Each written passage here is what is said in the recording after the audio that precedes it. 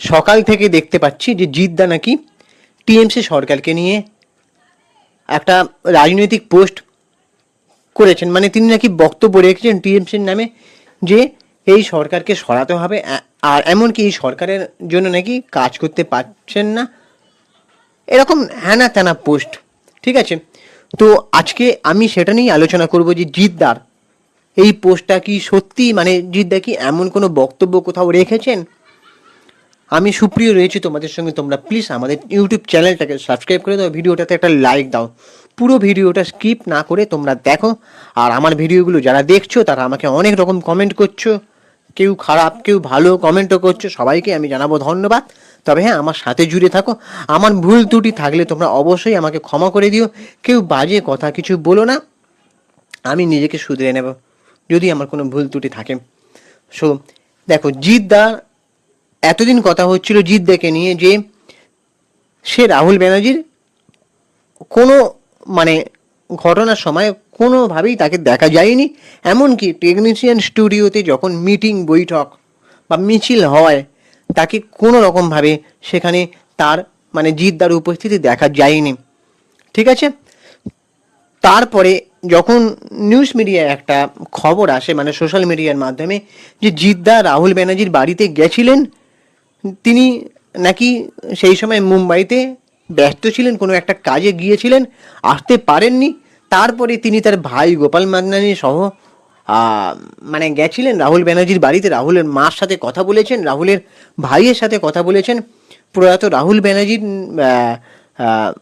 মানে ঘটনাও হয়তো তিনি ড্রাইভারের কাছ থেকে শুনছিলেন, আমরা সেরকমই ভিডিওতে দেখতে পাচ্ছিলাম। আর এমনকি তিনি নাকি কথা দিয়েছেন যে পাশে আছি, পাশে থাকবো। তারপরেও জিদ্দাকে নিয়ে তুমুল কটাক্ষ, যে সে নাকি লোক দেখানো নাটক করছে, সে এতদিন আসতে পারিনি, হ্যানা ত্যানা। তারপরে আজকে সকাল থেকে দেখতে পাচ্ছি জিদ্দাকে নিয়ে বিভিন্ন জায়গায় রাজনৈতিক পোস্ট, মানে জিদ্দা নাকি টিএমসিকে নিয়ে এমন বক্তব্য দিয়েছেন, কিন্তু আমি কোথাও গিয়ে সেরকম পোস্টটাকে আমি সত্যি বলে মনে করিনি, কারণ আমি জিদ্দা মানুষটাকে জানি যে সে কোথাও কিছু বলতে এরকম মন্তব্য করতে পারেন কিনা। আর জিদ্দা যদি এমন কিছু বলে থাকেন সেটা তো আমরা তো ভিডিওর মাধ্যমে দেখতে পেতাম, তাই না? মানে জিদ্দা সশরীরে নিজের মুখে কথাগুলো বলছেন, তেমন তো দেখতে পাইনি। তাহলে সেরকম পোস্টে যে ক্যাপশনে লেখা টেক্সটে সেগুলোকে কি করে লোকে বিশ্বাস করছে? আর যদিও সেখানে টিএমসির নামে নেতিবাচক মন্তব্য ছিল, যার নামেই নেতিবাচক মন্তব্য হোক না কেন যে কোনো দলের, সেটা জিদ্দা কখনোই করতে পারেন না। সেটার আমি যেমন বিশ্বাস করেছিলাম তেমন আমি তার প্রমাণও দেখাবো তোমাদের সামনে। জিদ্দা 3 ঘন্টা আগে একটা বিশেষ বিজ্ঞপ্তি দিয়ে ফেসবুক পেজে তার পোস্ট করেছেন, একটা ইংলিশে একটা বাংলায়। আমি বাংলাটা দিয়ে পড়ে শোনাচ্ছি। যে বিশেষ বিজ্ঞপ্তি, আমি স্পষ্টভাবে জানাতে চাই যে আমার নামে বর্তমানে সামাজিক মাধ্যমে যে রাজনৈতিক বক্তব্যটি ছড়ানো হচ্ছে তা সম্পূর্ণ মিথ্যা এবং বিভ্রান্তিকর। আমি এ ধরনের কোনো মন্তব্য করিনি। আমি কোনো রাজনৈতিক দলের সঙ্গে যুক্ত নই। আমি কোনোদিন কারোর হয়ে প্রচারও করিনি। সকলকে অনুরোধ করছি, অনুগ্রহ করে যাচাই না করে মিথ্যা ছড়ানো থেকে বিরত থাকুন। আপনাদের ভালোবাসা ও সমর্থনের জন্য ধন্যবাদ। নিচে জিত। তাহলে এবার তোমরা বুঝতে পারছো যে এই ছোট্ট বিজ্ঞপ্তির মাধ্যমে প্রমাণ হয়ে যায় যে জিদ্দা যে কোনো রাজনৈতিক বিষয় থেকে কতটা দূরে থাকতে ভালোবাসেন, দূরে থাকতে পছন্দ করেন। আমি যখন কোয়েল মল্লিকের এরকমভাবে হঠাৎ করে রাজনৈতিক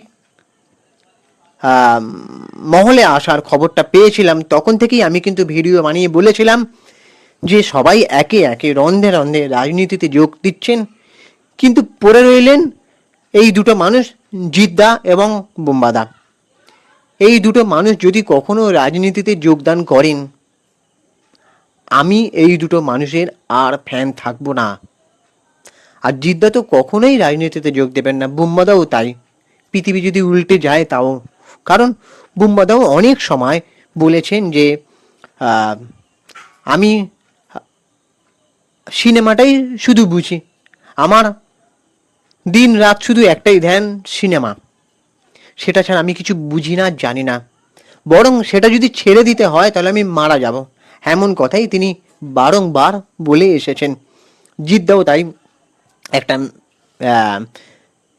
ইন্টারভিউ ভিডিওতে দেখা গেছিল, চেঙ্গিস মনে হয় সিনেমাটার নাম, সেই সময় জিদ্দাকে একজন কোশ্চেন করেছিলেন একটা মিডিয়া যে জিদ্দাকে কি কখনো পলিটিক্সে দেখতে পাবো, জিদ্দাকে কখনো? তখন জিদ্দা বলেছিলেন যে কেন, এটা ভালো লাগছে না, যেটা করছি সেটা কি ভালো লাগছে না, আমি যেটা বুঝি না, যেটা জানি না, সেটা দিকে আমি ভাববো কেন?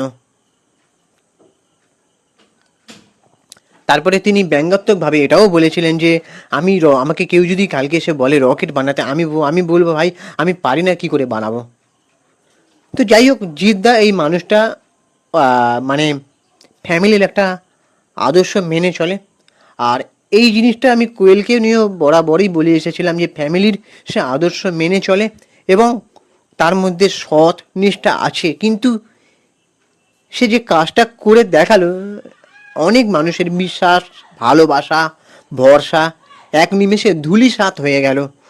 মানে আহ, অনেকে বলবে হয়তো যে কোয়েল মল্লিক এই রাজনীতিতে এসে নাকি রাজনীতির জঞ্জাল মুক্ত করতে এসেছে, ভালো মানুষদের রাজনীতিতে আসা দরকার। তো রাজনীতিতে যাদের আসা দরকার তারা তাহলে কোনো রকম ঘটনা ঘটলে সেটার প্রতিবাদ কেন করে না? আমি বারংবার বলে এসেছি, দেখো, সিনেমা আর রাজনৈতিক ব্যাপার কিন্তু এক নয়। আজকে টলিউড ইন্ডাস্ট্রিতে অনেকটাই পলিটিক্স ঢুকে গেছে, যার জন্য সিনেমা ইন্ডাস্ট্রির গ্রোথটা হচ্ছে না। আমি বারংবার বলে এসেছি যে একে একে রাজনীতিতে যোগদান করা যে কতটা মানুষের মনে ইম্প্যাক্ট ফেলছে, এবং তোমরা দেখবে যে কোয়েল মল্লিকের রাজনীতিতে যোগদানের যে ভিডিও, বা কালকেই দেখছিলাম সে শ্রেয়া পান্ডের হয়ে প্রচারে নেমেছিল, সেখানে লোকজনের যে কমেন্টগুলো দেখছি কেউ পছন্দ করছে না।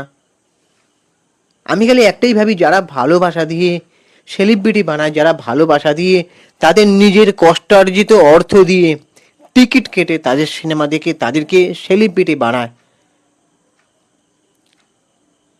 আর সেই ভালোবাসার মানুষগুলোর দাম কেন এরা দেয় না? তো একটা কথা জানো তো, মানুষের ভালোবাসার দাম যারা দেয় না, ওপরে কিন্তু ভগবান থেকে একটা হিসাবও লেখা হয়, ঠিক আছে? তো এই জিনিসটা মানুষ ভেবে দেখে না যে সত্যি তো যারা, যে মানুষগুলো এত ভালোবাসা দিলেন, একটা সময় তাপস পাল উনি আক্ষেপ করেছিলেন শেষের দিকে যে যে অভিনয় আমাকে অনেক কিছু দিয়েছিল, সেই অভিনয় মানে যে অভিনয় ওনাকে অনেক কিছু দিয়েছে, সেই অভিনয় উনি ফিরতে চেয়েছিলেন শেষ পর্যন্ত, কিন্তু তিনি আর পারলেন না, তিনি চলে গেলেন। আর সেটাই যে তাদের জন্য একটা মানে ঢাল হয়ে গিয়েছিল পতনের দিকে, সেটা কিন্তু সবাই জানে। তাপস পাল এমন একটা উদাহরণ কিন্তু দিয়ে গিয়েছিলেন, ঠিক আছে? তো তাও তারা কেউ মানতে চায় না, সবাই নিজের স্বার্থসিদ্ধিটাই আগে দেখে। আমি এখানে কোনো ব্যক্তির নাম করে বা কাউকে উদ্দেশ্য করে কোনো খারাপ কথা বলতে চাই না, কিন্তু কোথাও একটা মানুষের ভালোবাসা, মানুষের কষ্ট, এগুলো কিন্তু ভেবে দেখতে হবে। আর এই যে জিদ্দাকে নিয়ে বিভিন্নভাবে রাজনৈতিক পোস্ট করা হচ্ছে, এগুলো বন্ধ করা দরকার। যে মানুষটা কোনোদিনও রাজনীতির সাথে পাঁচে থাকে না, সেই মানুষটাকে নিয়ে এমন পোস্ট নাই বা করলে। তার আসন্ন ছবি জিদ্দার, কেউ বলে বিপ্লবী, কেউ বলে ডাকাত, এই ছবিটা আসছে খুব শীঘ্রই 29শে মে। ছবিটা যেন ভালো হয়, হিট হয়, এটাই চাইব। আর এখন যা ক্যাচাল চলছে, আবার বুম্বাদার সঙ্গে আবার দেবদার যে ক্যাচাল চলছে, মানে ওই যে বুম্বাদা ভার্সেস দেব হয়ে গিয়েছে ব্যাপারটা, ওই যে ব্যান তোলা নিয়ে, ব্যান কালচার টলিউডে একটা মানে ক্রাইসিস চলছে, আর সেই জিনিসটা কবে মিটবে আমি জানি না। আমরা এখনও ভালো ভালো ছবির আশায় রয়েছি, যেখানে এমন এমন ছবি বানানো হবে যেটা প্যান ইন্ডিয়া লেভেলে বাজিমাত করবে, আর আমরা সেটার রিভিউ করব, সেটার গর্ব করে ভিডিও বানিয়ে বলবো যে আমাদের বাংলা টলিউড ইন্ডাস্ট্রিও কিন্তু পারে, কিন্তু সেটা করতে পারছি না বলে আমাদের খুব আক্ষেপ, খুব কষ্ট হচ্ছে। কারা করবে উন্নতি? যারা এই বন্ধুরান্ধব রাজনীতিতে যোগদান করছে তারা। যাদেরকে এত বিশ্বাস ভালোবাসা দিয়ে ভরসা করেছিলাম আমরা, তারা এইভাবে নামটা ডোবাচ্ছে। আর টলিউডের যে সংস্কৃতি, যে কালচার তৈরি হচ্ছে, সেটা বাইরের ইন্ডাস্ট্রির লোকজনের চোখে একদমই হাস্যকর লাগছে। তো এটা তারা ভালো করে জানে আমাদের থেকেও। তো তোমাদের কি মনে হয় তোমরা অবশ্যই জানাও। আমার তো মনে হয় যে এই জিনিসগুলো অবিলম্বে বন্ধ হওয়া দরকার। টলিউড ইন্ডাস্ট্রিতে একটা সুষ্ঠু পরিবেশ গড়ে উঠুক, সবাই একসাথে ভালো করে কাজ করুক। রাহুল ব্যানার্জির মতন কোনো ঘটনা যেন আর না ঘটে। আর এই যে ব্যান কালচার, হ্যান্ড কালচার, এক এর এ মানে একে অপরের পা ধরে টানাটানি, রেষারেষি, নিজেদের মধ্যে গৃহযুদ্ধ, এইগুলো বন্ধ করা দরকার। ভালো ভালো ছবি বানানো দরকার। বোরিং প্যান সিনেমা তো ফ্যামিলির আমার সবসময় এগুলোকে আর চলবে না। এবার ভালো মানে কমার্শিয়াল সিনেমা বানাও, আতেল ছবিও আর চলবে না। প্লিজ সেই দিকটার দিকে ঝোঁকো তোমরা। একটা সিনেমা বানানোর পেছনে অন্তত কম করে 6টা মাস সময় দাও, ভালো ছবি বানাও, বাজেট নিয়ে একটু রিস্ক দাও, আর এরকম বানাতে বানাতে টলিউড ইন্ডাস্ট্রি আবারও সেই কমার্শিয়াল জায়গাটা ফিরে আসবে আমার বিশ্বাস। কিন্তু তার জন্য সবাইকে হতে হবে, সবাইকে এক হতে হবে। কিন্তু নিজেদের মধ্যে এই রকম রেষারেষি, তারপরে এইসব বিতর্ক, তারপরে এইসব রাজনীতি, এগুলো বন্ধ হওয়া দরকার। তো তোমাদের কি মতামত তোমরা এবারে জানাও। এবার তোমরা বলবে যে রাজনীতিতে সাউথের তো থালাপতি বিজয় হয়ে গেছে। থালাপতি বিজয় ভাই দেখো, সাউথ ইন্ডাস্ট্রিটা অনেক বড় ইন্ডাস্ট্রি, ঠিক আছে? আর থালাপতি বিজয় নিজের একটা দল গঠন করেছেন। আর থালাপতি বিজয় তিনি বলছেন যে আমি সিনেমাটা থেকে এখন আপাতত বিরতি চাই, কারণ আমি রাজনীতিটা ভালো করে করতে চাই। আর তিনি নিজের একটা দল গঠন করেছেন, কোনো দলের হয়ে প্রচারে যাননি। এখানেই একটা উদাহরণও পাওয়া যায়। যদিও কোনো সেলিব্রিটির রাজনৈতিক জায়গায় আসা উচিত নয়, এতে তাদের শিল্প সত্তা নষ্ট হয় আমি মনে করি। কারণ একজন শিল্পীর কাজ হচ্ছে সবসময় সৃষ্টি করা। আর যদিও রাজনীতিতে আসে, সে যদি নিজের দল গঠন করে, সে যদি সত্যি মানুষের জন্য প্রতিশ্রুতিবদ্ধ হয়, তাহলে সেটা উত্তম মধ্যম কথা। সেটা একটা অনন্য ইতিহাস তৈরি করবে। কিন্তু সবাই সেটা করতে পারে না। আর যারা এই জিনিসগুলো করছে, রাজনীতিতে অনন্দনন্দে যোগদান করছে, তাদের মধ্যে সেই জিনিসটাও দেখতে পাওয়া যাচ্ছে না। বা তারা আগে থেকে কোনো প্রতিবাদ বা কোনো কথা সোশ্যাল মিডিয়ায় খরচাও করতো, একটা কথাও যদি খরচা করতো, কোনো ঘটনা যেমন আরজিকর ঘটনা, তিলোত্তমা কাণ্ড, আভায়া কাণ্ড, কোনো কালেই তারা কোনো কথা বলেনি। এখন দেখতে পাচ্ছি সেই ব্যক্তি কোয়েল মল্লিক আবার উনি বলছেন খেলা হবে বলে হাসছেন। মানে এগুলোকে মানায় না, এগুলো হাস্যকর লাগছে, জাস্ট হাস্যকর। এই যে রাজনীতির ক্যারিয়ার যারা করে, তারা আমার মনে হয় না যে 40 বছর ধরে, কি 45 বছর 50 বছর ধরে টিকে থাকতে পারে একটা ইন্ডাস্ট্রিতে শুধুমাত্র সিনেমা বিনোদন দিয়ে। আমার মনে হয় না এটা কেউ করতে পারবে প্রসেনজিৎ চট্টোপাধ্যায়ের পরে টলিউড ইন্ডাস্ট্রিতে। যাই হোক, এবার তোমাদের কি মতামত তোমরা অবশ্যই কমেন্ট করে জানাও। আর আমাদের ইউটিউব চ্যানেলটাকে সাবস্ক্রাইব করে দাও, ভিডিওটাতে একটা লাইক দাও। আমি ইনস্টাগ্রামে রয়েছি সুপ্রিয় পৌঁছালি সিনেমারিয়া, অথবা চিনকে বাবুটো 531, ওখানে গিয়ে ফলো করে দাও। আর হ্যাঁ, কিছু ভুল বলে থাকলে আমাকে ক্ষমা করবেন। এই ভিডিওর মাধ্যমে কাউকে উদ্দেশ্য করে মানে আক্রমণ করা আমার উদ্দেশ্য নয়, জাস্ট খারাপ লাগার জায়গাটা আর কিছু ভুল ভালো মন্দ নিয়ে আলোচনা।